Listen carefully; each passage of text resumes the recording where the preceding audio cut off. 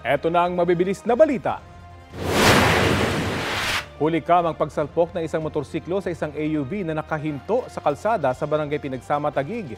Sa lakas ng impact, tumilapon ng rider at nagulungan ng 10-wheeler. Dead on the spot ang biktima. Ayon sa pulisya, papasok sana sa trabaho ang biktima na isang security guard nang maaksidente.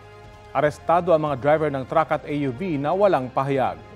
Nasabihan na rin ng mga otoridad ang kaanak ng biktima kaugnay sa kanyang sinapit. Wala silang pahayag. Kritikal sa ospital ang isang lalaki matapos barilin umano ng isang barangay kagawad sa San Jose del Monte, Bulacan. Ayon sa investigasyon, pinasok ng suspect ang bahay ng biktima at binaril sa kwarto nito. Nagtamo ng suspect ng sugat sa leeg ang biktima na isinugod sa ospital. Tinutugis na ang suspect na tumakas sakay ng motorsiklo.